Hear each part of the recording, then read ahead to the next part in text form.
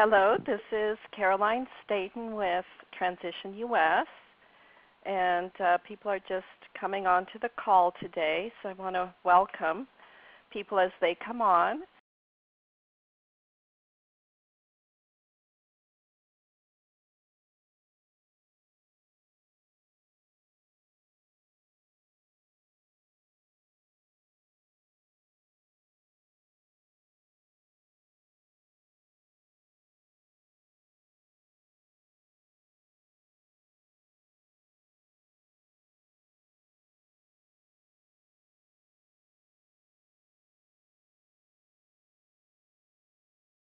This event came out of our Transition US annual survey that wrapped up a few weeks ago, and thank you for participating in that.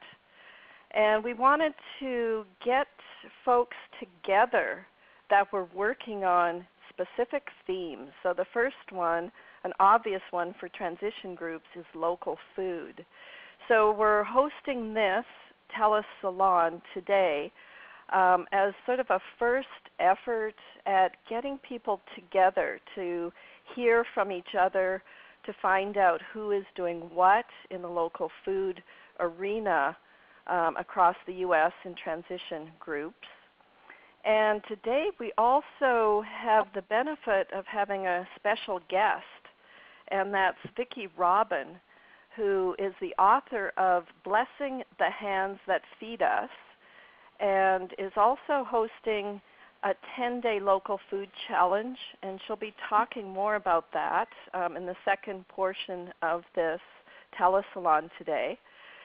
And Vicki was also a board member of Transition US, so we've worked together for a number of years, and we're just commenting on the fact that we've been working together so well over time. So this is a new effort, and we'll see if you've got interest in that or ideas on sort of how it might be formed. So without further ado, we still might get a number of people joining us, but let's start with two rounds. First round will just simply be your name and where you are. What's your transition initiative that you're involved with? And then we'll do a second round hearing from you what you're doing in terms of local food efforts. And so the first round, really brief, just let's find out who's on the call. And the second round with a little more depth, and by then I'll be able to give you a sense of how much time you'll have to wax eloquently about your local food efforts. So I'm just going to run through the list here. We've got Mary Hutton, Lindsay Curran, Donna Cusano. So I'll start with you three, and then I'll let you other folks know when you'll be called on. So Mary, could you tell us, again, your name and where you're from? What's your transition initiative? My name is Mary Hutton, and I'm just outside of Cincinnati, Ohio. Wonderful. Thank you for joining us. And Lindsay Curran, go ahead. Hi, yes, I'm Lindsay Curran. I'm with Transition Stanton, Augusta, which is located in the city of Stanton, Virginia, which is in the Blue Ridge, between the Blue Ridge and the Allegheny Mountains in the Shenandoah Valley of Virginia. Yeah, and Lindsay, I know you've got a wonderful art project connected with local food, so it'll be great to hear about that in our next round too. Donna, go ahead. Yeah. Hello, I'm Donna Cusano, and I'm representing Transition Town Media, and we are located about 20 miles to the southwest of Philadelphia, Pennsylvania. Wonderful, thank you. And then we have Mark Judeman, Chris Canton, Maggie Fleming. Oh, I'm sorry, Maggie doesn't have voice access, so she'll have to, I can say where she's from. Rua Swenerfeld and Don Hall. So Mark, over to you, your name and where you're calling from. I'm Mark Judeman, and I'm calling from Houston, Texas. Thank you, Mark. And Mark is also a Transition US board member, so thanks for joining us today. Chris, go ahead. Hi, I'm Chris Canton, and I am from Prairie Farm, Wisconsin, It's about an hour and a bit outside of the Twin Cities of Minneapolis, St. Paul, and I help out with the Hay River Transition Initiative. Wonderful. We've got Marissa Momartz here as staff from Wisconsin. She gave you a shout out when you said that. Thanks for joining us. And I know Maggie's here on the call from Transition Sebastopol in California. She's waving at you all. Rua, go ahead. Yeah, I'm Rua Twinnerfeld from Transition Charlotte, Vermont, which is near Burlington. Wow, thank you. Don Hall? Yeah, this is Don Hall, Sarasota, Florida, Southwest Florida, Transition Sarasota representing. Wonderful. And then we had Phil Metzler join us. So Phil, we're just saying name and where from. What's the transition group? So go ahead. Sure, Phil Metzler in Goshen, Indiana with Transition Goshen. Wonderful. So that's who's on the call right now. And as I was mentioning, we have Vicki Robin too. So Vicki, tell us where you're from. Go ahead. Sure. I'm Vicki Robin, and I live on Whidbey Island in Puget Sound in the Pacific North, in the state of Washington, Pacific Northwest. Great. So that was our first round. So the second round is to hear from all of you, probably in the same order, and hear about what you're involved with in your local food transition work, the local food side of this work. Mary, over to you. Okay, I am co-manager of the Let Us Eat Well Farmers Market. I'm also presenting part of the presentation of a series called The Whys and Hows of Eating Local, a series to take the mystery out of eating local. Actually, we have a session tonight, our second session tonight. And I'm just very focused on the food scene. That's why I wanted to be on the call today and listen to what everyone else is doing. I'm just very focused on local food. I grew up on a farm, and this is just the way we ate, so it's not out of the ordinary for me. And I thought I could share with others what that's like for me to eat what I think is just regular. Well, thank you, Mary, and I'm hoping that in this course of conversation today that people will get some great ideas, too, from each other. So we'll be having more open conversation as well. So let's move on to Lindsay. Go ahead. Okay. In the 5 years that we've been active, we've done essentially four things. And very briefly, we've certainly held a lot of public forums / public discussions on topics like raw milk, urban chickens, community garden building, the role of bees, etc. So we've shown films and had conversations. They've been popular. They bring people out to explore an issue. Oftentimes, we'll bring a guest speaker who specializes in that thing, like a beekeeper, so they can kind of hold the center of the conversation while we explore around it. And sometimes it's really also great because in the valley here, a lot of these people they've traditionally done these things. So it can help to bridge gaps between, hey, this is a newbie thing to do, but actually, you know what, this has been going on forever, and we have lots of people who actually grew up doing it and can teach it to us.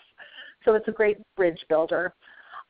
We also started a community garden. It's in its third year. It's the biggest community garden in Stanton, which has about 4 community gardens right now. We're a town of 24,000 in the valley. And so we've got about 18 families participating in that, and we've done a lot of infrastructure over the years.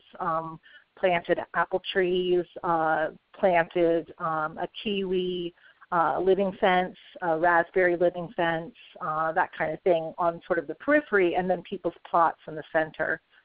My husband, Eric, who is also a co-founder of Transition Stanton Augusta, is also an elected city councilman, and he proposed to start a food policy task force, which met with some resistance in the conservative town like we live in. Why do we need another task force? That kind of thing.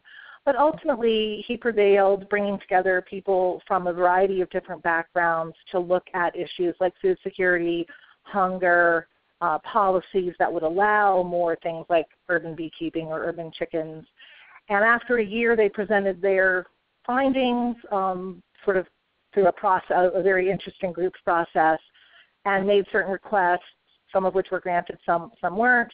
But one of the important ones was to establish a permanent food policy council, or it has some name like that.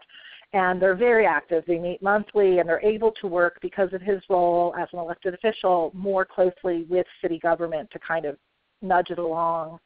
So that's the third thing. And then the fourth thing is, as you mentioned, I'm doing an art project, and I'm very intimately involved with Transition Stanton. So in some senses, it's part of that. I'm certainly drawing on a lot of transition principles. And that show is called 31 Days of Urban Agriculture. It's in the process of being made right now. The objective for it is for it to tour nationally. And it sort of looks at, it takes a month as its structure and looks at 31 different ways that urban agriculture plays out, from everything from food insecurity to urban beekeeping to chefs and the food that they, the role of agriculture to commerce and restaurants, DIY, as well as entrepreneurial business, etc. And I'd love to, if anyone wants to know more about it, I'd love to tell you where you could find out about it online. And I know, Lindsay, too, you've got a Kickstarter campaign going on. So I do, because I'm trying to get the pieces conservation framed so that they will be tour ready. They can visit other cities, be up in their community spaces, etc. So yeah, I have 18 more days to raise the rest of the money. I've raised about 40% of it so far. But I still need to raise about another $8,000 in order to put the whole project together so that it's tour ready. So anyone who wants to support it, please do. Exactly. I hope that rings the chord for some people on the phone. So thanks for your good work in that area. And let's go on to the rest of the folks. I neglected to say each person probably, if you could think of about 3 3/4 minutes. So in this particular pass, Donna, go ahead. Thank you. So with Transition Town Media, we have our food working group, and our Transition Town has been in existence for about 3 years, so we're still pretty young. But the food working group has gone through different energies, I'll say. So sometimes the energy is very high and a lot is getting done, and sometimes the energy is not so high. So when I came on to the steering group, I gravitated towards the food working group, and at that point the energy was pretty low, and they had done a few events around seed saving and around introducing local farmers into the transition group, so at least people knew who our local farmers were and where they were located. Thankfully, since then, which was about 2 years ago, a good amount of energy has been injected into the working group. So currently we have developed an initiative called Greater Media Yardens, which is basically a Facebook page, and we allow local residents to join the page, and we talk about issues concerning home gardening. We would like to keep it simple, and we don't want to direct the initiative too much because we want the community to feel as though they're involved in the decision making. So right now we're sort of just getting a sense of what everyone's challenges are with their home gardens, and it's very interesting. We also have an initiative to do some public planting. Again, very simple, just a couple of stationary planters in town where we're going to take out the tiger lilies that are now taking up residence in those planters, and put in maybe some edible herbs, perhaps some other edible flowers. And we just finished a seed saving workshop, and which was very well attended. And one of the things that we've noticed is that depending on the initiative, sometimes two different working groups, it makes sense for them to work together. So we have a reskilling group, and the reskilling group and the food group got together and did the seed saving workshop. And we are also planning a wild edible foraging event coming up in another month or so. So basically, we're just trying to see what the community is interested in, see, kind of take their temperature in terms of what their challenges are, and go from there rather than force things to happen that maybe don't want to happen. We would like these initiatives to unfold organically as much as possible, and that's where we are. Well, thank you, Donna. I'm glad you instilled some more energy in that food group. Moving on to Mark Judeman. Again, and mention again where you're calling from, too, so we can all get to learn that. Hi. Mark? Oops. Mark just dropped off the call. He'll be calling back, I'm sure. Chris Canton? Sure. Well, I'm the Food and Community Projects Coordinator. Isn't that a fancy title? I gave it to myself because they were asking me to describe what I did. So I'm like, there, that's what I do. And I'm from Prairie Farm, Wisconsin, which is a really very, very rural area. I live in the village of Prairie Farm, and there's about 400 people that live in the village. And we have surprisingly a thriving food pantry. The food pantry serves just under 200 families a month in between two very small communities, the communities of Prairie Farm and Ridgeland. And when I found that out, I thought, that's a little high. That's a lot of people that are food insecure in an area that seems bucolic and farmy and should, in everybody's impression, be able to have lots of bountiful food being produced, but really we're growing corn and soybeans. So our group is really great in that if you feel inspired to do a project, the core group of folks in leadership positions pretty much say, run with it. So I started off with a seed swap that I started at my house. We just celebrated our 5th year this past January. From that, we get an attendance of about, depending on the weather, between 40 and 50 people coming to swap seeds. And out of that, we've also had a seed library grow, mostly because I was being given hundreds of seeds and told to disperse them, which is very generous, but I only have a quarter-acre farmlet. So I'm kind of limited in what I can grow myself. So we have a seed library that people can access and acquire free seeds, and are only asked to donate 10% of those seeds back. And then I figured people needed a place to plant, so started asking around and seeing who had empty lots in the village. And so now we have a community garden that we sponsor, and we're in our 3rd year. We have, I want to say 15 plots. 12 are in use this year. We have 4-H Club that's adopted one. We have 2 to 3 youth gardeners. To be honest, I think one of them has abandoned their garden, but we have at least 2 kiddos that are valiantly growing their own food for their families. We have a plant swap in June where, if you have seeds, you start way too many plants and you want to share those with folks, so we have a free plant swap.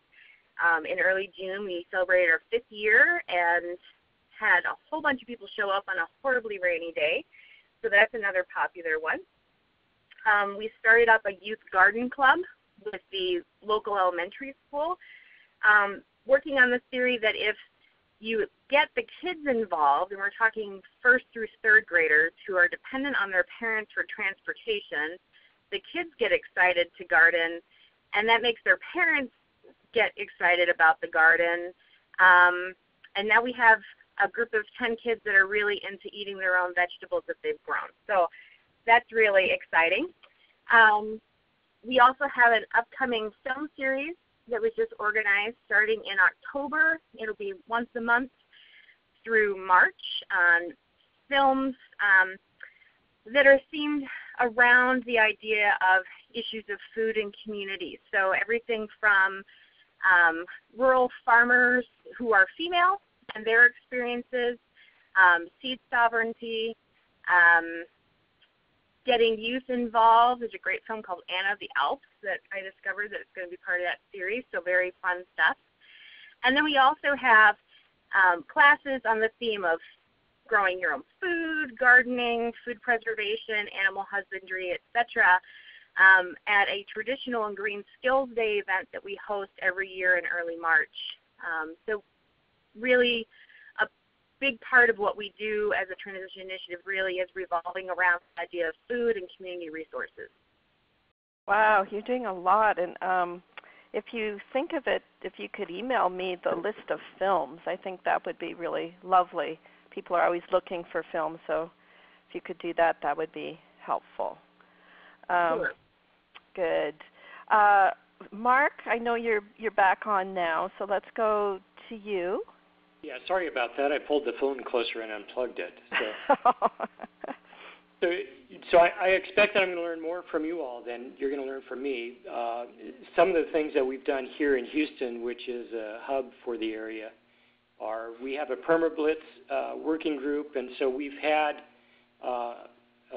quite a few PermaBlitzes. Mainly those have been in people's backyards, and it's not all about food, but there's a good aspect of it that is. We help with gardens, putting in gardens and so on, rainwater collection, things we've even done like a cob oven and things of that nature. We've also done some more community-type PermaBlitzes where we've helped, for instance, install an insectary for a community market garden that's located here in Houston. We're in a number of partnerships with other groups. We have a Green Film Series partnership, for instance, at which some of our movies are related to food, so there's some awareness raising there.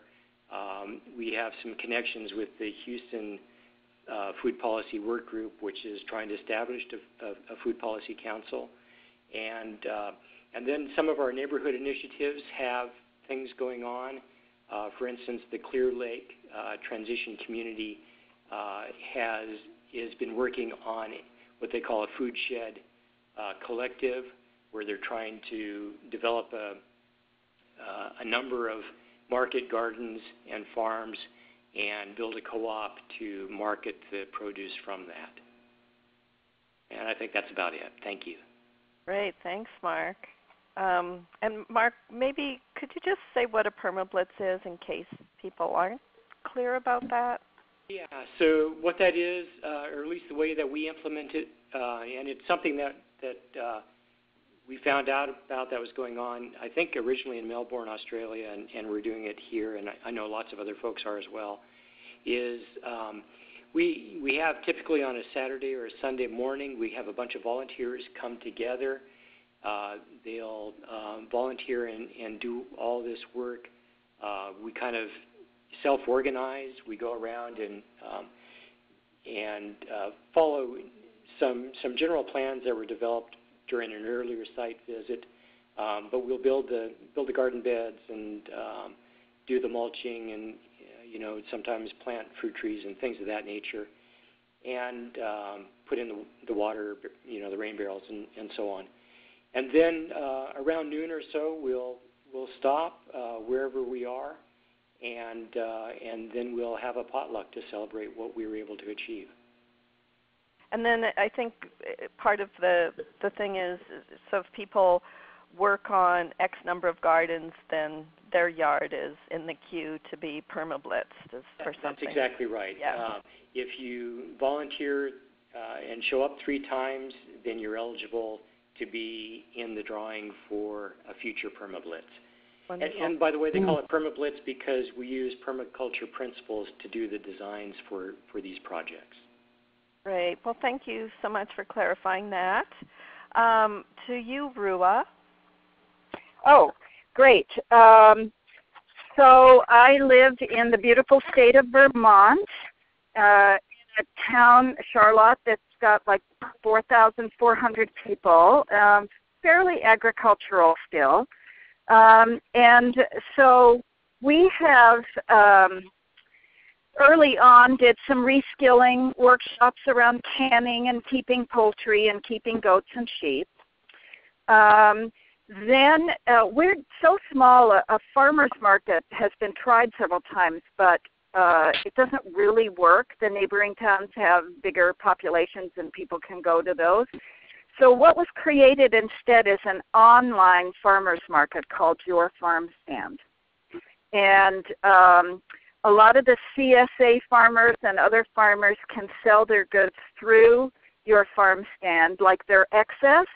And so you go online, there's a big shopping list of things that you can get, all local, of course, from meats to vegetables to jams to breads. And you order it, and then once a week you go pick it up in a location that's closest to you. So they have several pickup places for these things.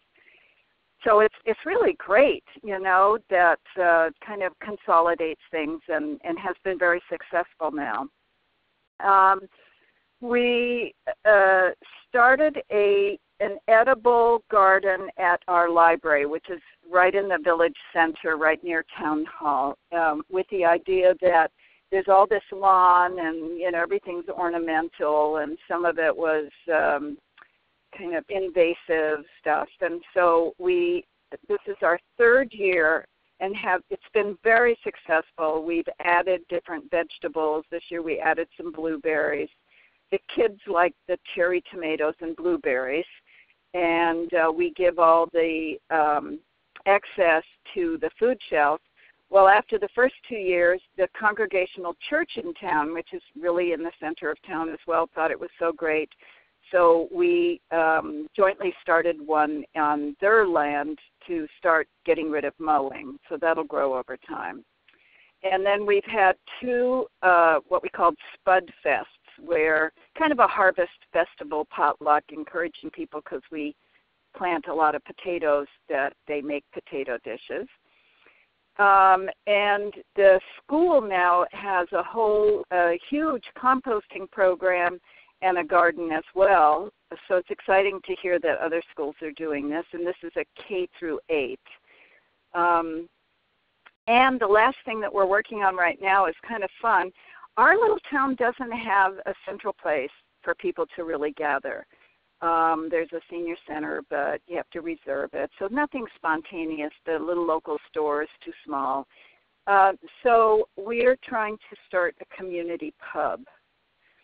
And I was very influenced in England by the pubs and how the transition town used the pub as a central place. So we've got a potential location now. We're looking for investment for it. Wow. So that's kind of exciting. And I want to say that I'm in a car and life caught up with me, and I have other things. I'm going to listen for a while longer, but I'll have to get off early. But I wanted to tell Vicki that I've already been on the Facebook, and I've already signed up to do the 10-day challenge. Great. Okay. So I'm very excited about that, but it didn't say when or anything, so I'm going to have to go back to find out. We'll be sending out more information too. Good. As so when I saw that, I immediately, maybe I was the first person to go like it and say I wanted to do it. So. Wonderful. So thank you for that. Good, and I wanted to welcome Elise Beck, who joined us. And Elise, we're hearing from two more people, Don Hall and Phil Metzler, and then we'll see where you're from and what you're involved with. So we'll be with you shortly. So Don, go ahead. Okay. Here in Sarasota, we have 3 main programs that come under our local food shift campaign, and one is our Suncoast Gleaning Project, which was the first one that we started. Basically, we're harvesting surplus produce from local farms for local food bank. We've donated over 130,000 pounds in the past 4 seasons. And we're getting ready to start back up again in October. Our growing season is almost exactly the opposite of most of the rest of the country. So we've been off for the past few months. We've mainly harvested that 130,000 pounds from one 3.5-acre farm, if you can believe that. But we're hoping to branch out. We're actually working with another transition initiative directly to our south and a local Kiwanis club that started up a residential fruit tree gleaning project a couple of years ago. And it's kind of fizzled, so trying to kind of bring some new life to it and kind of bump it up to the next level. And we have a great group of volunteers, and we actually have more volunteers than we can use on a regular basis. So this will give them something to do. Second project is our Eat Local Resource Guide and Directory, which we originally developed with the organization formerly known as Transition Colorado. It's online at eatlocalsrq.org. I think we have about 230 different businesses and organizations that are listed there, all their contact information, as well as a short description and social links. And we have those on interactive maps so people can see what's closest to them, listed across, I think, 21 different categories. And we're hoping to put out the first magazine-style print edition of the guide this fall. So working towards that. And then the last of the 3 is Eat Local Week, also developed in connection with Transition Colorado originally, though it's kind of been locally adapted here. We're working with about 20 different partner organizations to put on a whole week of activities, everything from a farm kind of fall-themed fall harvest fest at a local farm to street party out in front of our Whole Foods with all the new local breweries that opened up in the last few years, to a visit from Michael Schumann, the local economic guru.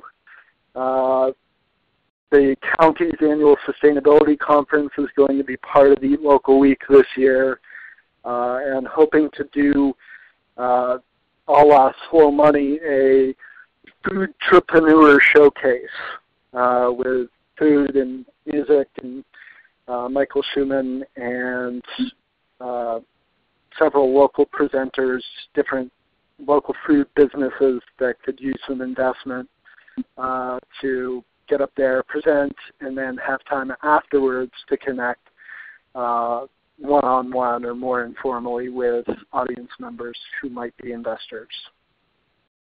So that's the bulk of it. We do some films and reskilling stuff and talks, but those are the big 3. Wow, thank you, Don. And I'm so impressed by the diversity just with this number of people on the call and all the different things going on. Phil, tell us what you're doing in local food, and let us know again where you're from. Yeah, hi again. Phil Metzler in Goshen, Indiana. And we're a pretty small initiative. We haven't been too successful in keeping a lot of people actively involved. So I say we loosely. A lot of it has been recognizing that we're in a great community where there's a lot of initiative already taking place, especially with food. And so a lot of what we've done as individuals has been find ways to collaborate with and support what's already in place. I'm on the board of our farmers market, which has been an indoor group of local farmers that's going on 15 years. And we're in a relatively agricultural or agrarian community, so people just kind of take a lot of the abundance for granted. But we have found some ways using some of the social technologies and some of the different tools from the transition model to create some new things. About a year ago, we took advantage of a lot of abundant fruit here in the Midwest, and we promoted gleaning throughout our community, and then crowdfunded a cider press as a way to get people together and just enjoy doing something that they were familiar with but maybe had never actually done. That was very successful, and then we used some of that energy to convene a conversation about food access throughout the community, bringing different people together. We did a World Cafe and an open space and a number of awareness-raising events, and it really highlighted how much interest there was in that area, particularly for youth and food literacy and child nutrition. And just taking advantage of that to network with folks, have a lot of conversations, just hearing what people were seeing and ways we might be supportive, put us in a good position that when our local extension service decided to launch a pilot program for their statewide food systems program, we were able to apply and become a pilot community to collaborate with Purdue Extension to try to convene a broader conversation throughout our county about local food systems and what that meant. And so it's been a really interesting process this year of just helping people see how their different activities fit into a much broader picture. And by using, again, continuing to use some of the tools from the transition model, it's been a neat way to just convene some conversations that haven't taken place before, and really we're starting to see people imagining some different possibilities than they had in the past. Great. Thank you so much, Phil. And Elisa, welcome, and tell us again your name and where you're calling from, and then something, what's happening in local food. Oh, hi. Can you hear me? Yes. Okay, so my name is Alyssa Beck, and I'm from Pittsburgh, Pennsylvania. I'm one of the 4 people that brought transition to Pittsburgh a number of years ago. And the transition town, the food part of it, or the whole thing actually, is kind of very loosely organized right now in Pittsburgh. The gentleman who was just speaking last, I guess it was Phil Metzler, I guess it's kind of a similar kind of thing. There's a lot of different initiatives going on. I personally founded one called Sustainable Monroeville, which is in a suburb of Pittsburgh. The Monroeville Food Garden sprouted from that. And on a micro scale from the person that was talking before Phil Metzler, but they generally produce 500 pounds of fresh produce for 4 local food banks for the past 4 summers in collaboration with the public library and the council and the municipality of Monroeville. And I'm working personally also on a project called Schwartz Living Market, which is in Pittsburgh's historic South Side. We have a few local vendors that do prepared foods. They're using, GMO-free, gluten-free, organic food. And we're also a kind of a performance venue and a place for special events. And the reason I came on this call late is because I was talking to a professor from Duquesne University, which is right across the river, who they're going to be having a student intern working with us. And as far as I'm concerned, everything that I'm doing is being informed by the Transition Town movement. But specific projects, again, are going on all around the city, but I don't know that they're necessarily aligned with transition. There is a filmmaker in town, Mark Dixon, who did the film Yurt. And he's here, and he's been filming our project, but he's also, submitted footage, for transition. I think the Transition 2.0 films. But I'm sorry I missed the beginning of the call, and if it's on tape, I would love to listen to it. And I'm honored to be part of this whole movement. Well, thank you, and it is recorded, and I just wanted to thank all of you for sharing such a wealth of information, and I would suspect that there's some questions bubbling up, and I'd like to take a few of those before moving on to hear more about Vicki. Just a few, if there's something burning to address right now. And before that, I wanted to be able to share all of your emails with each other.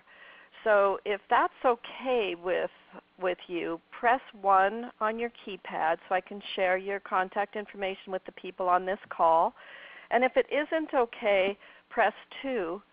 But I'd love to be able to have you have a way of being in touch, and if any of you are, think of some way that's more elegant than email, that might be a nice thing too, and we can talk offline about that. So 100%, so thank you. We can, I'll introduce you to each other in an email. And then pressing 1 on your keypad if you have any burning question for right now or any comment you'd like to make before we hear from Vicki. So again, press 1 on your keypad. Alyssa, I guess. Go ahead. So I have a question. There is somebody working in our project who wants to do an online farmers market from our space. And I was just wondering, I don't think I missed it. How is that structured? Is it, is it a nonprofit? Is it a partnership? Is it something that person initiated on their own? How was that structured? Yeah, I think Rua is the one that brought that up. And Rua, could you answer that quickly now and then perhaps more in an email, if that's okay with you. So, Rua? Yeah, so it came from our a couple of people on our transition organizing group who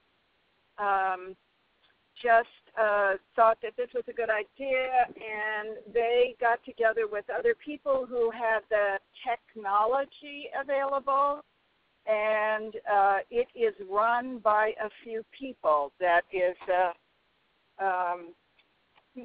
spin-off, which I think is what Transition Town is about, is to support people's ideas and great creativity. So if anybody wants to know more about it, like specifically, I would be happy to. I put 1 for my email, so anybody could ask, and I could actually get you in touch with the person who started it. Yeah, Thank you. I think Rua would be lovely for us to know if maybe that technology is available to others. Okay, so I'll get back with you. Okay. Yeah, and again, I'll also have you. I'll share all your emails, so you can also certainly be in touch with each other as well. But I think but it might be a good resource for Transition US. I think so. Yeah. It works really well. Great. Well, thank you. And Marissa in our office here, I neglected to give her a chance. She's on the same phone as me, taking notes, and neglected to have her introduce herself. So she's going to introduce herself, and she's got something to bring us to. Thank you. Hi, I'm Marissa. I'm here in the Transition US office, part of Transition Sebastopol. It's been really inspiring to listen to you all, and I was hoping to just write up an article sharing some of the highlights of the projects you all are working on to post on the Transition US website and share in our newsletter and probably on resilience.org. So if anyone doesn't want any of the highlights that they've shared, just shoot me an email at marissa@transitionus.org if you have any problems with that. And also, if anyone's interested in writing a piece talking about one of the projects that you've been working on, if it inspires you to want to share your work on the Transition US site, we could talk about that as well, because I would love to share more stories of these awesome projects.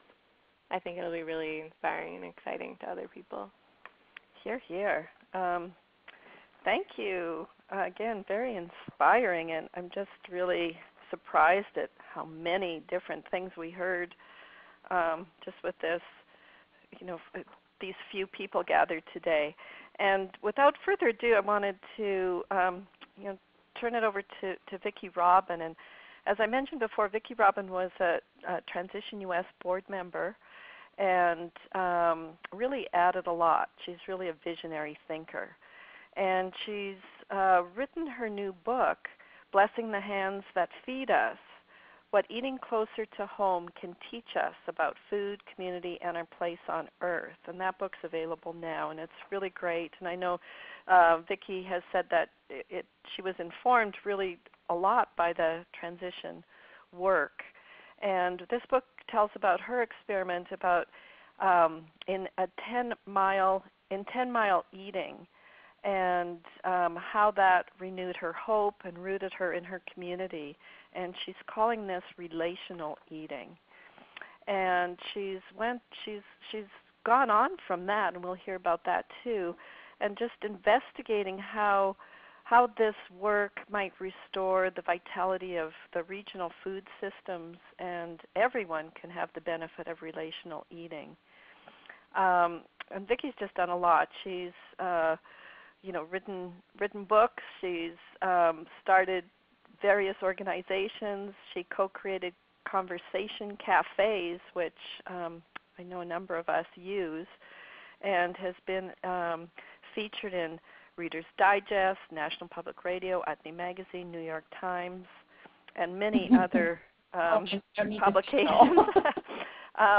Way too many to say, to talk about, but Vicki, just over to you now. You heard all of this great wealth of activity that's happening across the country that is sort of birthed either out of the transition work, or transitioners are involved in it in their place. And so just wanted to hear your reaction first to what you heard on the call, and then what's brewing for you in terms of your 10-mile eating and challenge. Yeah. Hi, everybody. Really fantastic to be with you. I recognize myself in so much of what you have all said. The that process of engaging, noticing what's missing, starting little experiments, having them fizzle, having them succeed, growing them out. The creativity is awesome. It's just awesome. I really want to come to all your places, and I feel so nourished, really, and being connected with you. Like, through us being connected, I think we understand that our small local efforts are part of something big that is fairly invisible at the moment in the mainstream media. So anyway, just saying that, and briefly on Whidbey Island, like, I forget who said it, we're starting a local food center, a hub with a local food grocery store with food from the island, food from 6 counties, and then regional food, and so that people have one-stop shopping for local food, so like a local food convenience store with a very large community room and offices in the building where we're going to have events, etc. So I'm really excited about that. And what I want to share with you, and I can send information out because it's got a little more bells and whistles than I can probably say in the next few minutes. Maybe some of you know that my book, Blessing the Hands That Feed Us, came out of doing a 10-mile diet in September 2010, which came out of the realization that even though I live in a semi-rural area, we only source maybe 5%. If everybody in the island had to eat from the island, if the ferry stopped running, if the bridge went down, we would be able to eat 2 weeks in August. This was like such a shock to me that I was ripe for a challenge from a local farmer looking for somebody who would eat only what she grows or grows within 10 miles. So I did that, and I agreed that I would blog for food. I would blog every day, and out of that, since I published a book before that was a bestseller called Your Money or Your Life, my publisher, Viking, picked up on it, and so the book was written And now it's out in the world, and people are starting to contact me saying, oh, I want to try what you're doing. There's people in the San Juan Islands who are doing a year of eating on the islands, and different people are taking responsibility for different months. Somebody's trying to do this on food stamps, very interesting person. And somebody else said, are you going to run a challenge? And I said, no. And then I cooked it up. So for the last month, I've had a total bee in my bonnet about launching a national outreach around local food called the 10-Day Local Food Challenge. And the idea is that people would sign up, commit to for 10 days more or less, some places in the country. And the idea isn't to be a superhero. The idea is to find out this, how sufficient is your food system? Where is food in your community? What's missing? And what do we want to do about it? It's really a sort of a collaborative grassroots shared research project in the state of our capacity to feed ourselves, within our regions, whatever you define your region is. And so 10 days, more or less, 100 miles, more or less, with 10 exotics, foods from afar that you can't live without, more or less. And that there would be a survey in the beginning, just finding out what's the state of your eating, what's your relationship with food, do you have a particular diet you follow, what's your relationship with local food, how much do you eat and how do you go about that, some sort of baseline, and then a survey at the end that would find out how hard was it, what was easy, what was hard, what was wonderful about it, what did you discover that you never would have imagined, what frustrated you, where did you fall down on the job, and assuming that people's failures are not individual failures per se. I mean, yes, maybe you're a slacker, but the people's failures come out of that there isn't a system there to feed us, so it becomes just too hard to get a balanced diet.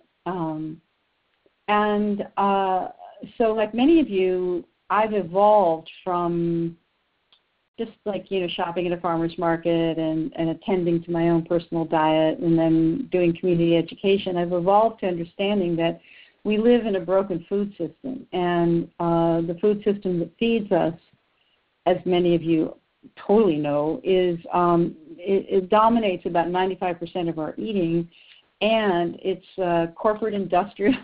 It has no commitment to local communities, and so I personally am passionate about food security, food sufficiency, food sovereignty. I'm passionate about that, and I'm passionate about discovering where the bells and whistles are, like people are talking about a food policy council. What are the things that need to change, and how do we actually go from like a trend, people who are interested, to a real movement that has some teeth to it, that really is asking for change concertedly, but not out of, we hate Monsanto, I don't know if you do or not, but not out of, simply single issue protest, but out of some sort of systemic reclaiming of our right and capacity to feed ourselves, our families, and our communities. And so that's my backstory.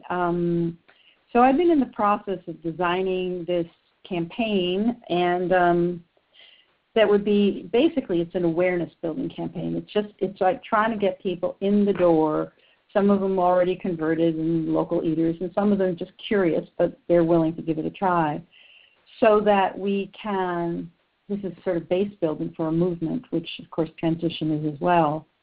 And I've been going along. Transition US is a partner, and Post Carbon, of course, and a few other organizations are signing on, and I've gotten some, endorsements from Bill McKibben. We all love Bill McKibben, and a few other people.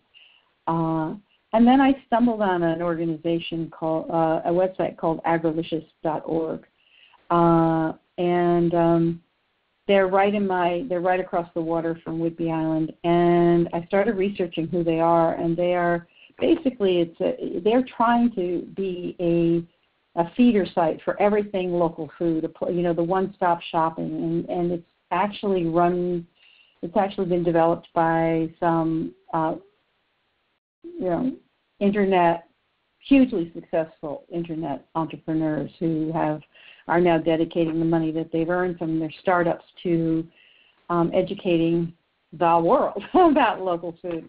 It's an incredible sort of match made in heaven, which no matches are, but anyway. So I'm very excited, and what we've changed it to, they want to do this, but they want to do it right and well, and they want to do it starting next year. But I have like 92% of the campaign in place already at the grassroots level I'm capable of designing. And so what Transition US and I have been thinking about is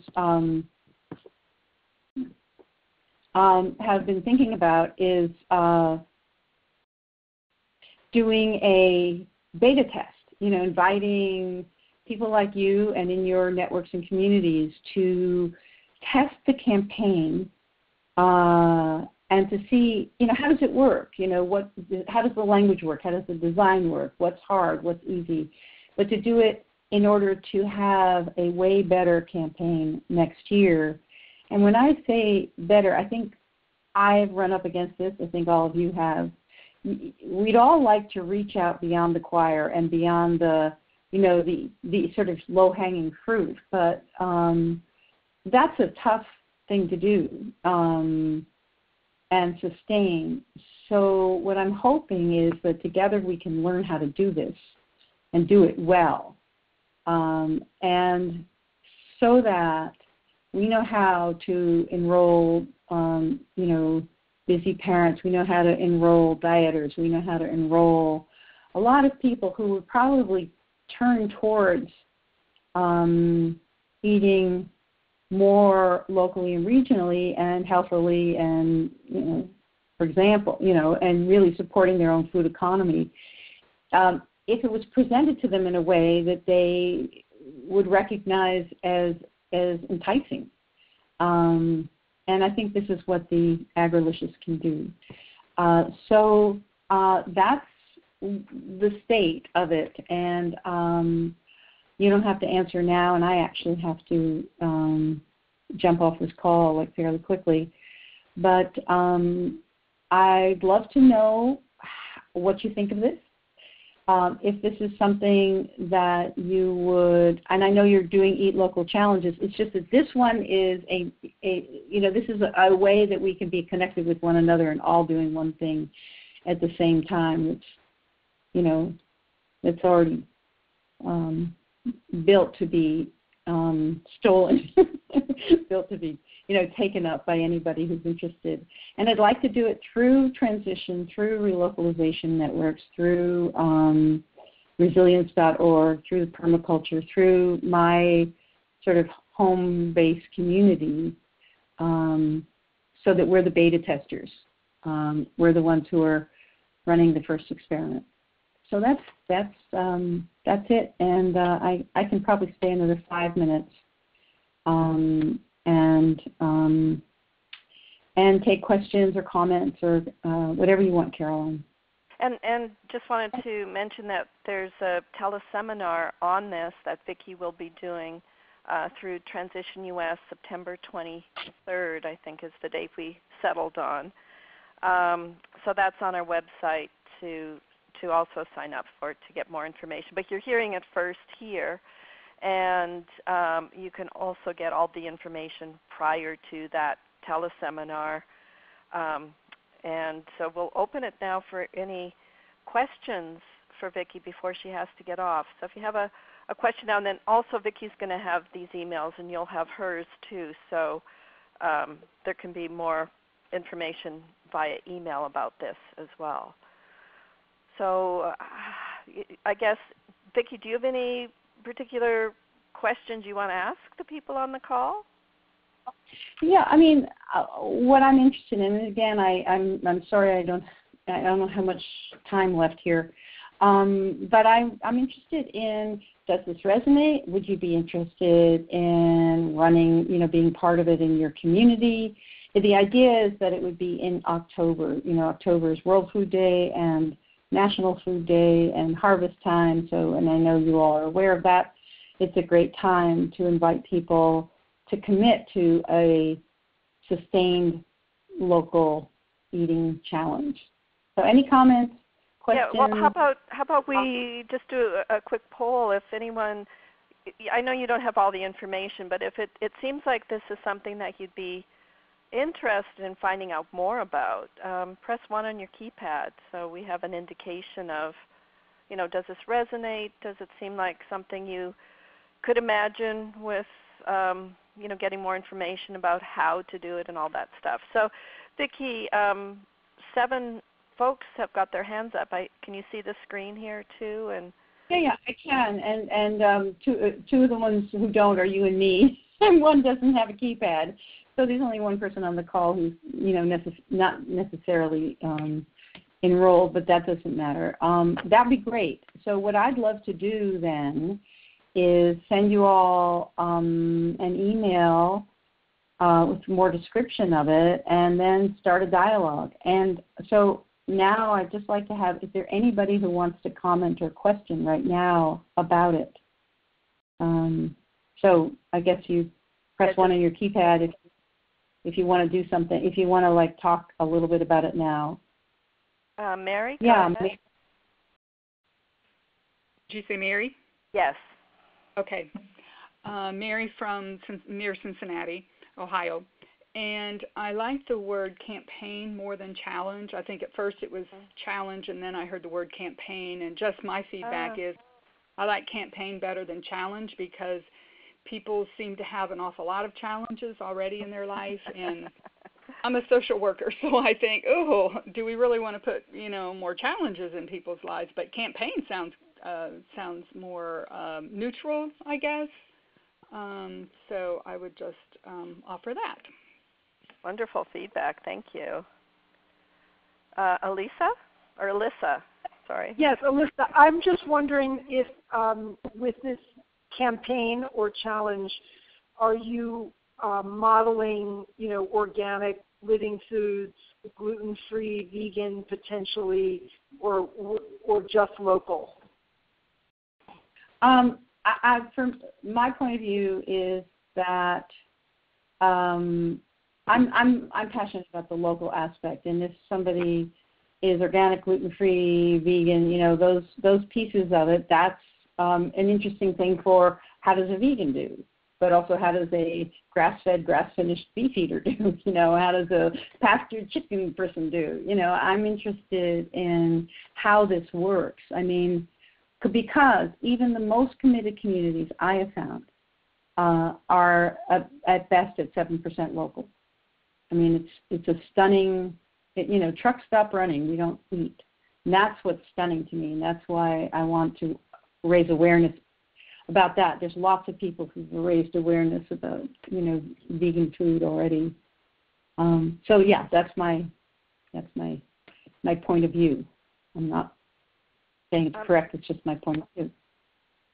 Donna, and then back to Mary. I don't want to sort of micromanage this too much, but just for clarification, I initially started thinking of grains, and a lot of places in the country just don't really have access to locally grown or even milled grains. So I'm going to assume that that's part of the challenge. Exactly. That's what we're going to find out. We're going to find out, right. Yeah, that's what we're going to find out. If somebody wants a loaf of bread, it's not only the bread baked in the area, but are the grains from the area. Exactly, and that's why there's 10 exotics. That's why there's okay, if you can't live without wheat and there's no wheat grown in your area or no rye or whatever, the grain is, that's one of your exotics. It's really asking people to test drive the sufficiency of their area, knowing that, as I forget who it was, I think it was Mary in the beginning, who said, this is just the way we eat. This is the way people have eaten. So, and what do we need to do to bring grain growing closer to home? I know in the 5 years I've been paying attention to this, my regional food system has filled out enormously with cheeses, milk, meat, grain. It's so exciting to watch the infill, which is really, for me, it's the food economy part of it, because food entrepreneurs recognize that there's an open niche. There's a demand in the community that isn't being filled. And so we have people who are doing, are growing grain in our area now with horses. And there's a baker in our area now who we have a very productive mid-island farming area, which has been producing for off-island consumption. It's an export crop. So now they are being commandeered by our local baker to grow tonnage of organic wheat for her bakery. So this is the story I'm excited to tell. Does that make sense? Oops. Yeah. Donna, does that anyway, you have to answer. Yeah. And then one more, and then I have to go. Okay, Mary, go ahead. Yes, as I introduced myself, the second round, I guess, is when I mentioned the whys and hows of eating local. And I mentioned the 4-part series, and the 4th part of that series is the 4 Ps of eating local. So we actually help them learn how to do that. So what you're explaining, Vicki, or what you're talking about, sounds very much in line with what we're doing, and our series ends in October, so it'll be fun to hear. You said yours would be starting in October, so if I understood correctly, so it'll be a nice bridge, I think, for our people to continue this. Don't just show up for a movie. Put this into your life. So exactly. Yeah. Thank you. Thank you. And I know, Vicki, you have to go, and I just wanted to catch Kathy Palish, who's just joining us now. Kathy, this will all be recorded, and we'll have a link on our website because we're wrapping up now. And maybe you've got the time wrong. I'm not sure. Maybe you're just joining us now. But Vicki, I wanted to thank you so much for spending time with us, and all of your work in this is really stunning, and everybody's work on the call. My gosh, it was just really inspiring. And I hope you'll be able to continue the dialogue together as a group of people on the call, as well as people interested in the campaign or the challenge, whatever that is. So it's sort of 2 different threads likely could happen from this. So again, thank you all for being on the call, and I'm just going to unmute everyone, and just you can give a shout out as you roll off. And Kathy, if you want to hang on for a minute, I'll catch you up a bit. Okay, great. Thanks, Carolyn. Thank you, everyone. Thank you. Bye-bye. Thank you. Thank you. Bye.